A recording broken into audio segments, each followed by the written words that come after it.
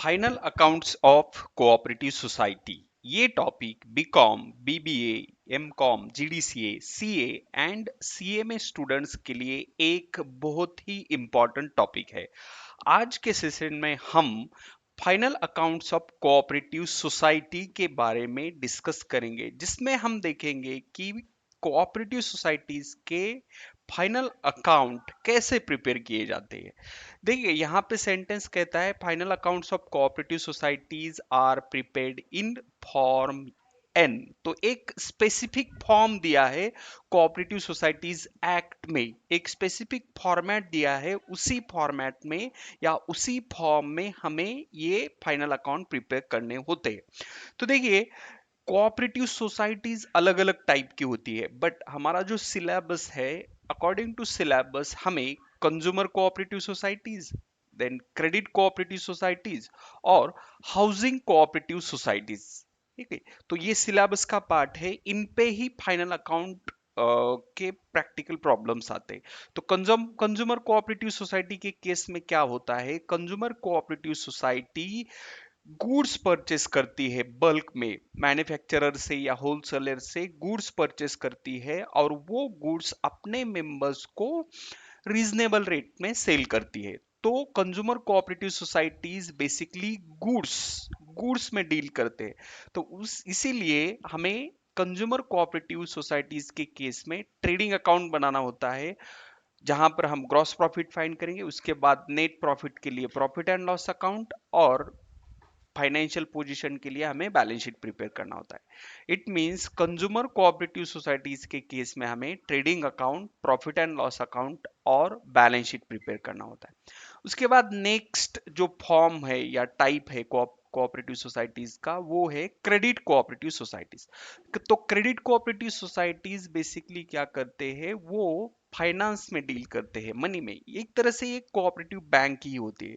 तो इस केस में गुड्स का कोई ट्रांजैक्शन नहीं होता, इसीलिए ट्रेडिंग अकाउंट नहीं होगा। देखिए ट्रेडिंग अकाउंट कब होता है, जब गुड्स की मूवमेंट होती है, purchase of goods, sales of goods, उसके बाद opening stock of good, closing stock of goods. तो इस केस में हमें ट्रेडिंग अकाउंट बनाना होता है।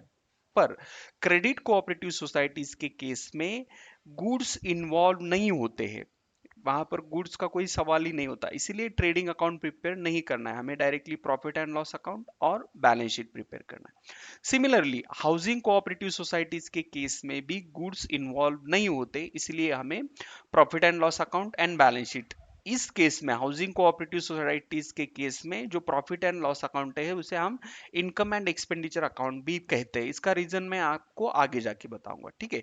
तो ये जो मेन तीन कोऑपरेटिव सोसाइटीज है, consumer cooperative society, credit cooperative society, उसके बाद हाउसिंग कोऑपरेटिव सोसाइटीज, ये हमारे सिलेबस का पार्ट है। और इसमें ही स्टूडेंट कंफ्यूज होते हैं कि प्रैक्टिकल क्वेश्चन आता है और क्वेश्चन के अकॉर्डिंग कौन से अकाउंट प्रिपेयर करने हैं, वही अच्छे से समझ में नहीं आता। तो इसीलिए हम पहले फॉर्मेट देखेंगे और कौन से कोऑपरेटिव सोसाइटीज के लिए कौन से अकाउंट प्रिपेयर करने हैं ये भी डिस्कस करेंगे, ठीक है। तो जैसे मैंने कहा कंज्यूमर कोऑपरेटिव सोसाइटीज के केस में हमें trading account, profit and loss account और बैलेंस शीट प्रिपेयर करना है।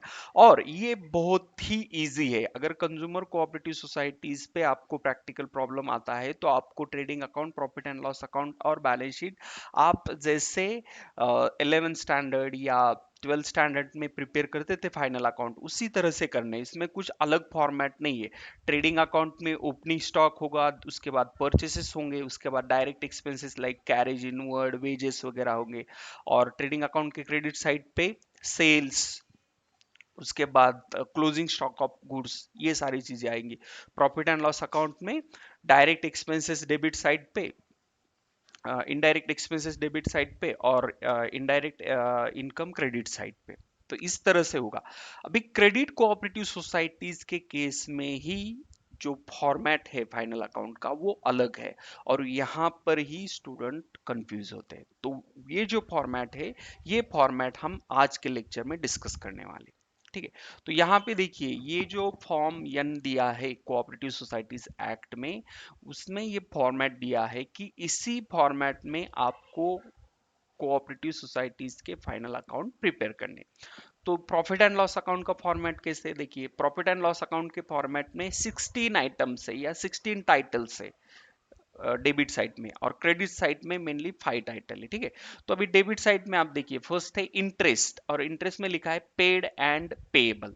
तो जो भी इंटरेस्ट पेड पेएबल है वो लिखना है यहाँ पे हमें डेबिट साइड पे। उसके बाद bank charges, then salaries and allowances of staff, then contribution to staff provident fund, ठीक है। तो कोऑपरेटिव सोसाइटीज के क्रेडिट कोऑपरेटिव सोसाइटीज के केस में क्या होता है, गुड्स इन्वॉल्व नहीं होते। ये फाइनेंस मतलब ये एक तरह से बैंक ही है, जैसे मैंने कहा कि cooperative credit cooperative society basically एक बैंक के तरह ही काम करते हैं। वो डिपॉजिट एक्सेप्ट करते हैं लोगों से और लोगों को